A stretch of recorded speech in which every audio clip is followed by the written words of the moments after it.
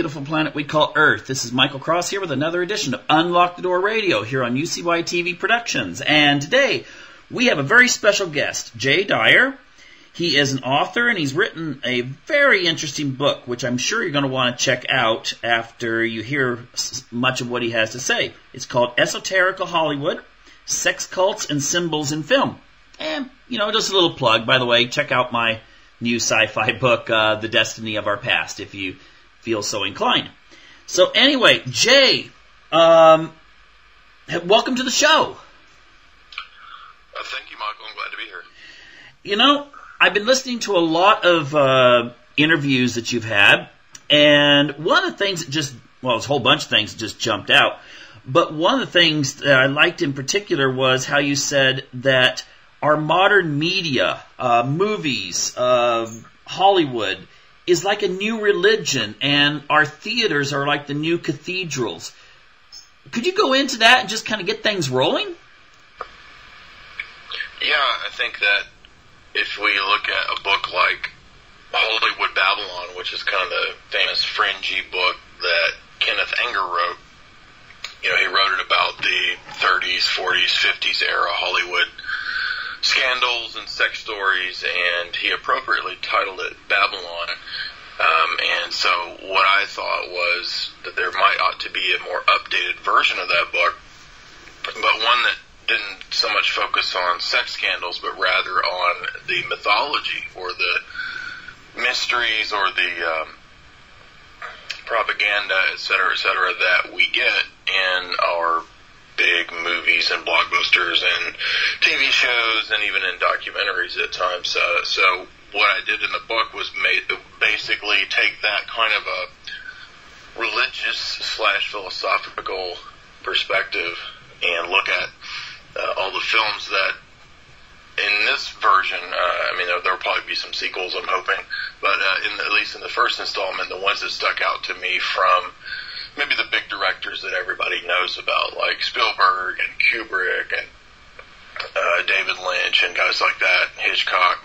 And I picked out the best essays that I'd done, and because I've been doing this for a good while now, and kind of built up a little bit of an audience and some traffic to the website, and thought, this could be a good book here if you figured out a way to stick them all together. And I thought, why not stick them all together around this idea of the esoteric in general, because it's kind of a generic idea. It could include all kinds of various mysterious topics, from espionage to religious cults and so forth. So that's what I did, and I called it the Occult Empire. And I kind of used the imagery and ideology, not just from Kenneth Anger's book, but some of the stuff that David Lynch had written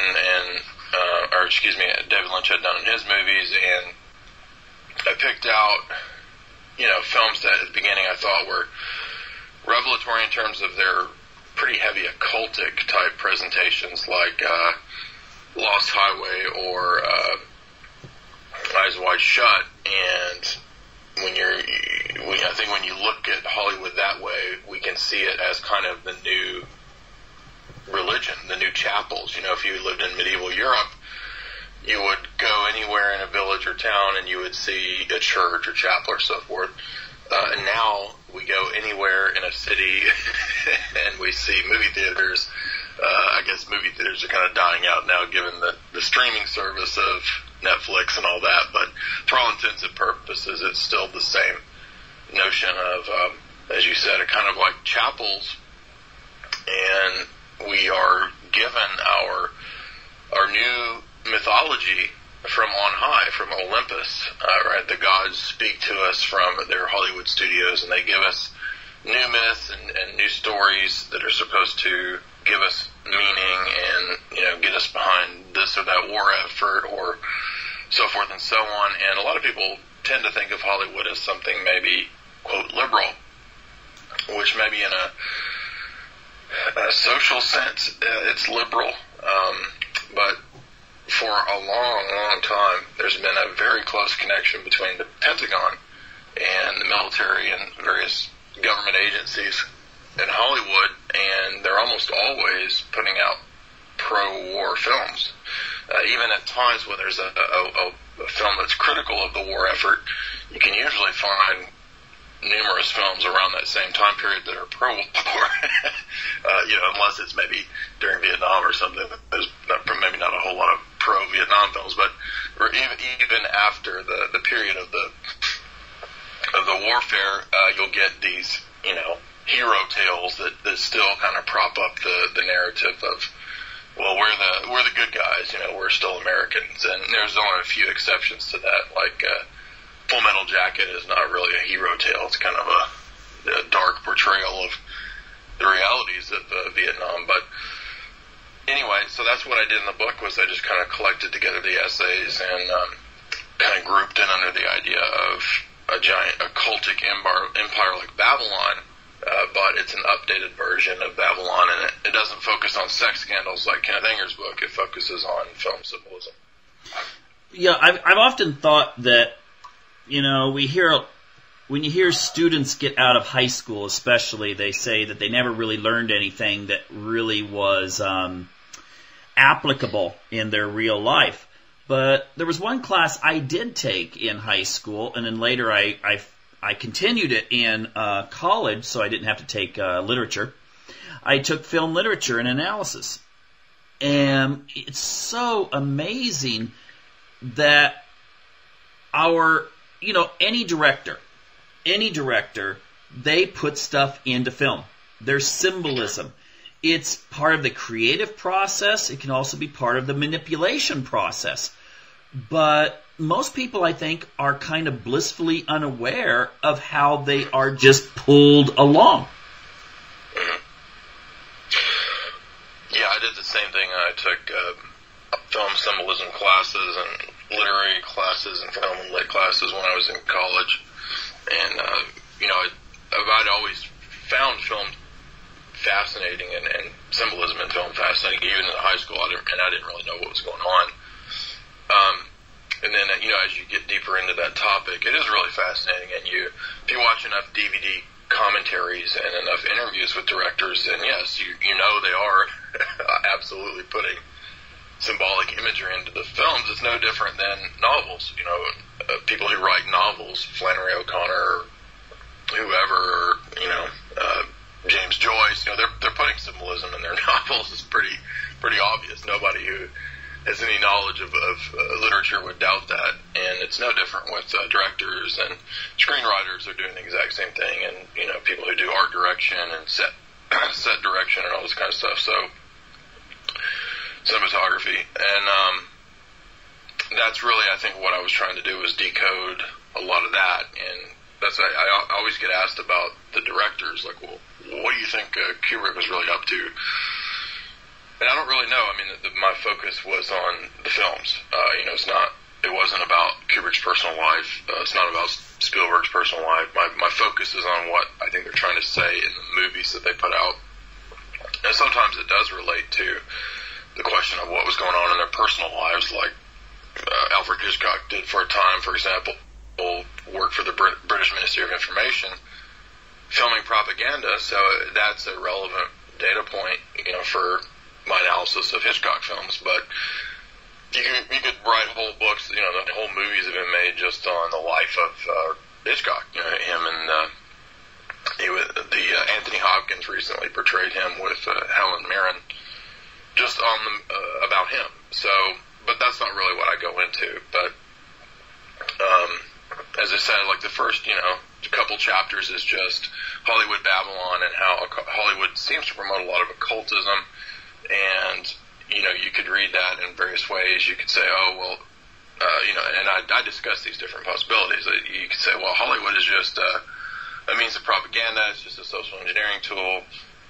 It's just, a lot of weird California freaks who are into cults and weird religions and all that, and Kabbalah and that kind of stuff, which all of that's true, and there's all kinds of different, angles you could take it, but I kind of see it in a lot of ways like Wizard of Oz. Like Wizard of Oz is this dude behind this big screen, and he's manipulating, people into thinking that he has all this power. Dorothy and Toto, I guess, but it's all kind of like tricks. It's like a big deception. It's psyops, basically. Well, I think that's why I think the connection between the military and the Pentagon and the CIA and these kinds of entities with Hollywood is a lot deeper than most people tend to think. And if you'd have told me that 10 years ago, I would have thought that was crazy. But having looked at this topic a lot more in depth over the last decade, it's even deeper than I ever would have imagined. The relationship between the two. Well, you can go to the CIA website and look up in Google. Just Google CIA Entertainment Liaison, and it says, "Hey, are you an author or a screenplay writer or something like that?" They'll help you out, or they'll give you direction. It seems that seems to be what's implied. And I've read that a lot of the science fiction and war films, which most science fiction is actually a war film in and of itself, the Pentagon assists and therefore helps them out. Then they give, they can have influence on the storyline, and then in return, the Pentagon gives them all of this free access to, jet fighters flying, and that sort of thing. Yeah, and that's all true. And I remember when I first learned that, I was kind of, surprised that it was that close a relationship. But I think it goes a lot deeper because, as you've come to find out, a lot of these A-list stars, a lot of these people can be recruited into working for intelligence. And it's not that they're necessarily going and killing people or beheading some head of state somewhere or something like that. It's more so that they're recruited for the purpose of either blackmail or just spying on someone. Mm-hmm. And this goes all the way back to World War II with people like Errol Flynn and Cary Grant and Jimmy Stewart, all who reportedly had some role in spying. So if you go back to the period of the Hollywood 10 and the suspicions of there being all these communists in Hollywood, one of whom, by the way, would have been Kubrick, who made Spartacus, which is the story of the slave revolt, right? Which is, this is a quote illuminist story. There would be a lot of people would have been recruited to, supposedly help America stop all the commies that were in Hollywood. And so Jimmy Stewart was reported to be one of these guys who was spying for the FBI to look out for subversives in Hollywood. And Cary Grant was supposedly doing this during World War II, and he supposedly ratted on Errol Flynn being a Nazi spy and all this kind of stuff. So you see this pretty frequently going all the way back to the history of theater, probably because people who can lie in an acting role, they might make a good spy. Yeah. So you tend to see this pattern pop up. Natalie Portman's grandmother, I believe, was an MI5 asset. I've mentioned many of these cases in the book where Jennifer Garner, she leaves Alias and she goes to work with the CIA openly. Angelina Jolie is trained by Melissa Mela, who's a CIA operative, and so then Angelina Jolie joins the CFR, and George Clooney's part of the CFR, and you just find this pattern continually popping up, and I think it just kind of suggests that a lot of this is military and intelligence run. And people can find that in the references in your book, right? Yes, all those examples I think are referenced in the book, and yeah, I have 404 footnotes, so it's not just me speculating. But yeah, I mean, you could Google all this stuff too, and it would come right up. One thing you mentioned the war and so forth. I don't want to leave the Pentagon just yet because, I mean, it's becoming really apparent that the U.S. economy has been in a wartime mode ever since 1945. And therefore it seems that if you have to justify war, you have to justify fear. And a lot of our movies I mean, I remember as a kid, thinking, why are all the movies trying to make you scared all the time? And is this like part of it, or is it just kind of a literary device to put you on edge and then release it? No, fear is one of the key usages of propaganda.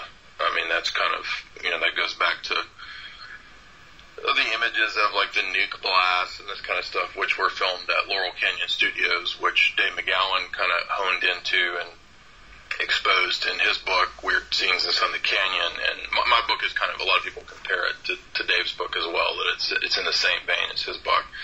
And Laurel Canyon was this, hidden secret Air Force movie studio up in the hills.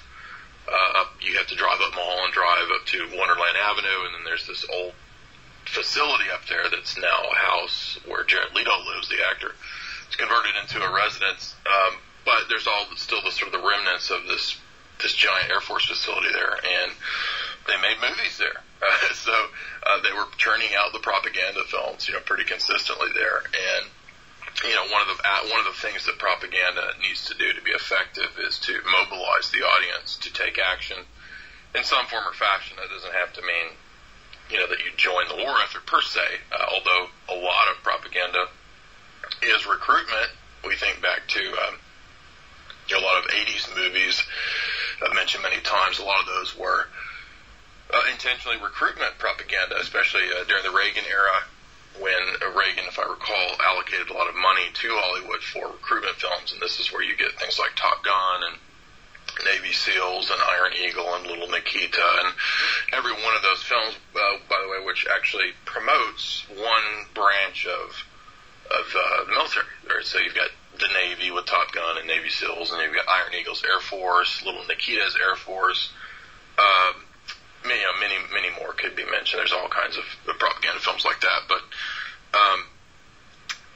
that would include, yes, the notion of fear, and so the idea of the external threat.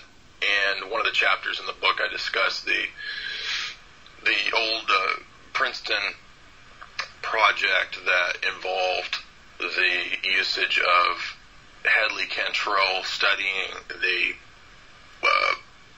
Orson Welles War of the Worlds broadcast. So we all know that story of like Orson Welles doing H.G. Wells's War of the Worlds over the radio, and it scared all these people, and it was studied for its multiple purposes. For one, obviously it caused fear and panic, but it was also a good advertising tool. It was also a good psychological warfare tool. So this was all put into research, and from a scientific standpoint, psychological standpoint, was studied. And so you can even look at a lot of those alien movies that really started just going wild in the 40s and 50s everywhere. All of that's really part and parcel of the notion of propaganda and the fear of the external threat. I'm not saying alien in terms of like space beings, but I'm saying the alien threat of the commies, the alien threat of the fascists, the alien threat. They're all going to come get us, right? They're coming to get us. Mm-hmm. And it's transitioned quite clearly in our day, right? It went from the alien threats of that time to the Cold War to now in our day, it's just simply transitioned into the war on terror. This is they're all coming to get us. What happened to all those commies? Like, did they just disappear and convert overnight? Right? I mean, there was like all of these godless commies everywhere, even into the 80s. I was a kid in the 80s. I remember, parts of the Cold War. And so suddenly that's all just disappeared. There's no more threat over that. Now it's all Islamic terror. The whole thing has just shifted. And that suggests large-scale social engineering, right? That suggests things that the RAND Corporation themselves talk about and write about, that they would be involved in and have been involved in large-scale shifts in perspective. Mm-hmm. And that's what we've seen. So only something like the RAND Corporation and the Brookings Institute and these different big think tanks and NGOs, only something like that could take us out of a period where we're supposed to think that it's the Nazis, now it's the commies, now it's all the Islamic Jihad. And what you notice is that in every one of these new phases, there's no more so-called threat from the previous phase. Like, they're just gone. You know what I mean? It's like, did they all just convert overnight? Because we were supposed to think that they were just everywhere, right? I mean, the commies had infiltrated America. They're everywhere in America. And then suddenly, the Cold War's over. Now we got to worry about the sleeper cells of all the jihadists. Although, ironically, in the last few months, they have rehyped up the neoconservatives have rehyped the Cold War threat of the commies and the Russians. It's no longer the commies. It's just the Russians have infiltrated America and running the elections and all. Anyway, but yeah, this is all straight out of propaganda. If you remember the movie Red Dawn, It's really funny. It's a goofy movie, but you got Patrick Swayze and Charlie Sheen and a bunch of teenagers taking on like entire Soviet army, which is pretty funny. But that was an example of fear-based propaganda, out of the 80s. Well, it's really one thing that's really interesting is that, well, first of all, I wanted to point out too when you were talking about Reagan and doing all this stuff with media propaganda, is that I remember reading that his eyesight was so bad that he was drafted in World War II, but he couldn't serve. So, in combat. So he was put into the movies. That was, so he was part of this. So he was well acquainted with how Hollywood and the propaganda machine worked in that era, and of course further on. The other thing that I think is quite fascinating is that it was something you brought up in one of your interviews where you were talking about morality, and Plato recognized that Plato recognized the power of the theater. And he felt that you should not show things that debase the society. But then we see now that, well, would you say Hollywood now is either intentionally or unintentionally shifting the values base to more of an amoral society? Oh, I would say it's intentional, but I think it's more of it's also a symbiotic relationship. So it's not necessarily that every single director and producer is sitting there saying we've got to have like transgender everywhere. It's rather that you'll have it promoted by certain interests or entities who are funded to do that for that purpose. It then kind of becomes edgy in the culture. Oh, this is the new civil right. This is the new leftist pseudo cause or something like that. And then it kind of takes on this life of its own. Oh, and then it starts to be promoted by other big foundations and entities, and corporate money goes into it. And so it's both of those things. It's something that infects the culture, and then the so-called arts, quote unquote, reflect it, and then it's reflected back into the culture, and then it gets worse and worse and worse, and it degrades. So. But yes, there is also the component of the intentional toxification of the culture. And this is what many of the guys out of the Frankfurt School talked about. This is what many of the CIA people who were involved in culture creation talked about openly. Feminism, Gloria Steinem. You get all these people in the so-called arts like Jackson Pollock and Andy Warhol, who had some affiliation and support from the CIA. So, they were actually literally studying the effects of abstract and degrading art on people, and that has come out publicly. It's not a conspiracy theory anymore. We know that's what the CIA was supporting. And then when we look into things like the Tavistock Institute and Bertrand Russell and when you look at the guys from the Frankfurt School and what they write, and I'm speaking of like Habermas and Horkheimer and Adorno, they'll talk about ways to destroy and deconstruct the arts. And you have Jacques Derrida doing this in literature, and you have these other characters doing it in the fields of visual arts and music and so forth, and creating very dissonant music, which is a lot of what we hear nowadays. So you put the stuff out there as kind of like what's avant-garde, right? That's how it happens.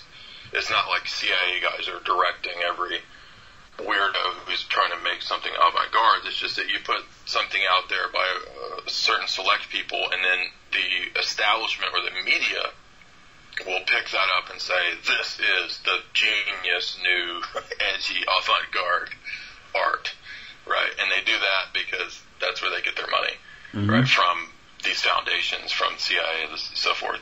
And so then that infects the culture, right? Because the culture has been told, oh, you see, this is the new avant-garde, edgy, brilliant art. And if you may think that it's just a pile of vomit.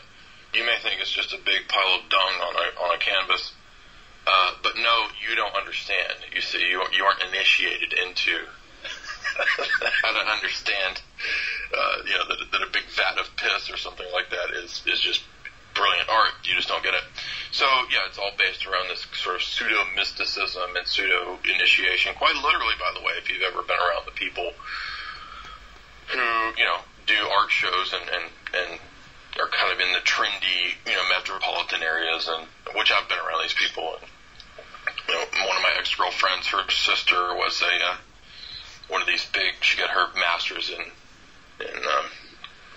like studio art from Vanderbilt, and she would do these shows, and she would build these giant like vaginas, and she'd build giant wombs, and they're full of nails and all. And it's like it's supposed to be a coffin.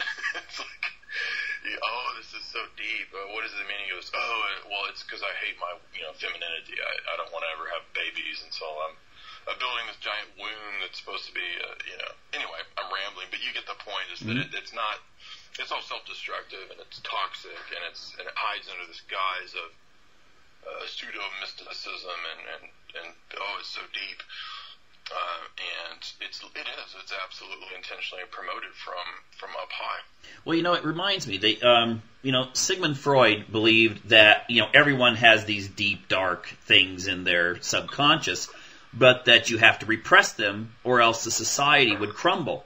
And then one of his students, I'm sure you're acquainted with, Wilhelm Reich, and Reich believed that the way you could change the society would be to change, to bring all of these deep, dark things out in the open, and then the society would adopt those, and then it would crumble and then be rebuilt into this socialist utopian paradise as he saw it. Yep.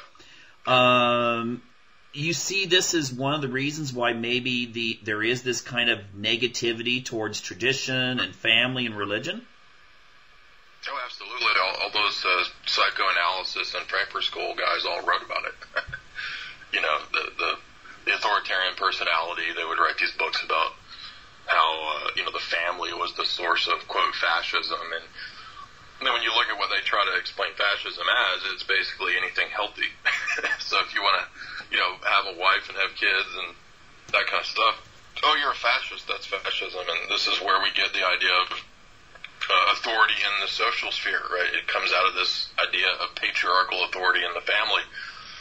And so, yes, they literally have a view of utilizing weaponized culture, weaponized toxic ideas, ideologies, to basically disintegrate, disrupt, destroy, and break down existing structures, and they do it by design. And I think that rather than the older methods of the sort of the brutal tyrannical regime, the iron fist of Stalin or something like that, what's a lot more effective, according to the guys who came out of Fabian socialism and as we said, the Frankfurt School, their idea was more in line with the incremental gradualist methodology, and that's a lot more effective. It's a lot more effective to toxify children's minds through cartoons and children's programming than it is to try to create some, gulag. You have the Disney gulag. That's a lot more effective in the long run than the 1984 style top-down fist of Big Brother. Well, even though we do have elements of the Big Brother system as well, but the erosion of what's natural, the erosion of existing structures and hierarchies is absolutely part of the plan, and that's why a lot of times I talk about psychological warfare and those tactics, because when you study psychological warfare and military approaches to these things, you start to understand that, this is actually military warfare. Because what a military might do to an opposing force or power is that they're not just going to engage in outright warfare out on the field with your troops marching around in red suits with rifles or something like that. They're also going to engage in sanctions, which is economic warfare. They're also going to engage in psyops, which would be things like, maybe we're going to start to spread rumors about the king, over in this other country, or the president over in this other country. We might, the oldest version of this would be like poisoning the well. Mm-hmm. If somebody else is a well, you're damaging that population, and thereby you're reducing their ability to have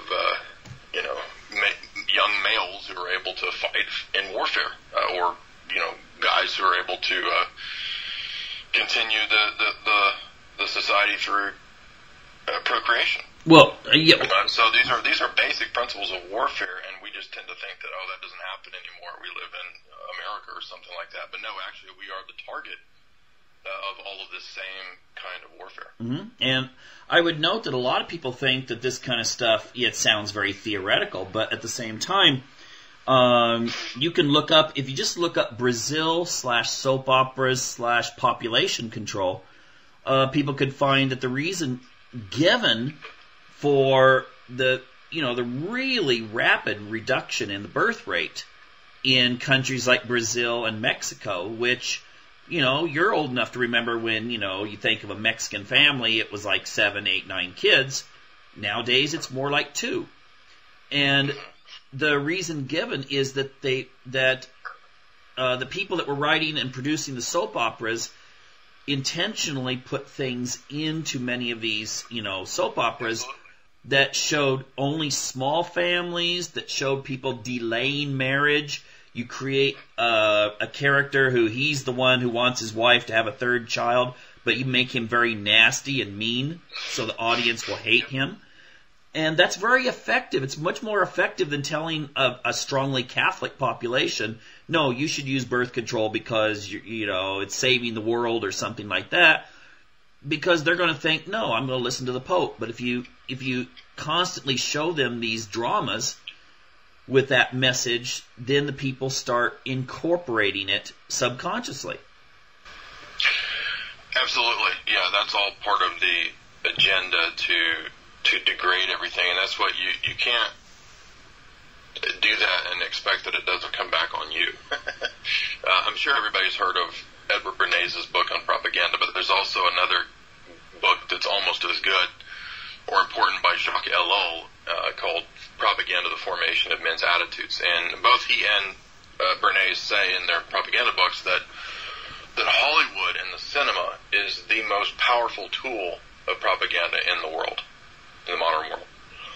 Even more so than music, even more so than, you could just argue that the music industry is just another arm of this same beast, but yeah, that's why, when the U.S. military, for example, when they invade other countries, or when we go set up shop elsewhere, they'll set up psyops outfits that are there to create pop culture to inject into the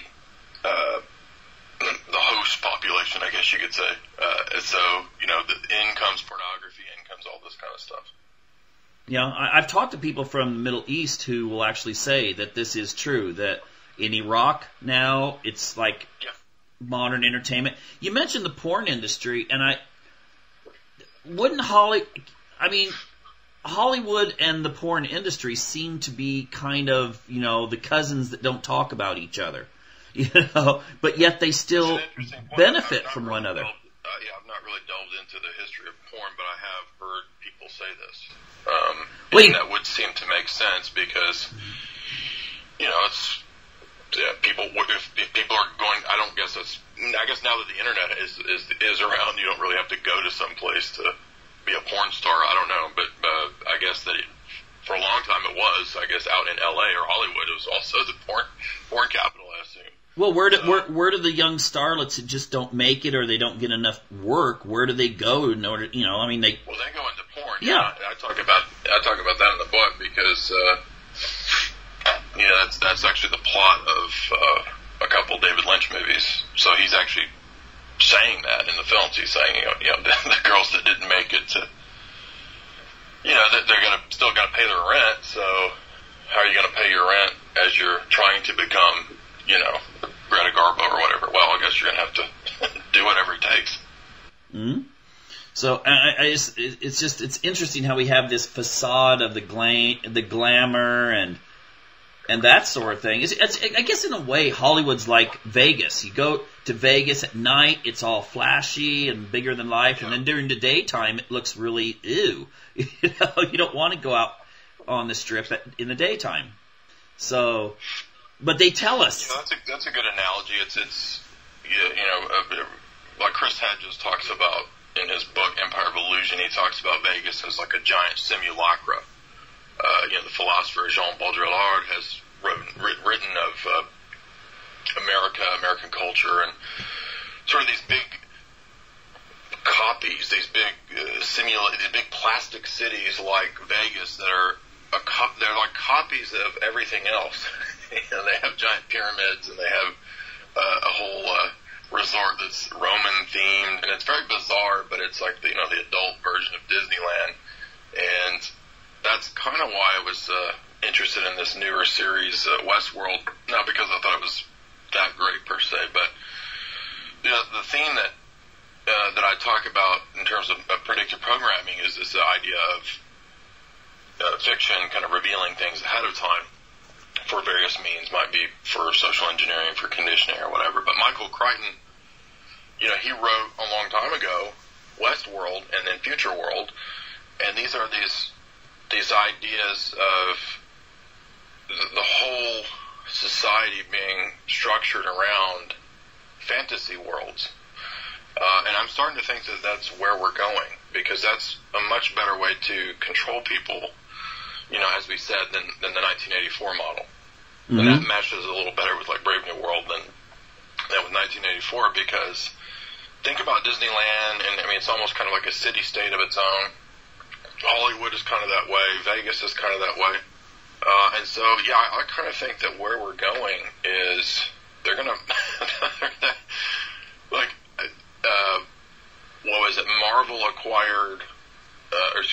Disney acquired Marvel. So now if you go to Disneyland, the whole Marvel characters are all there.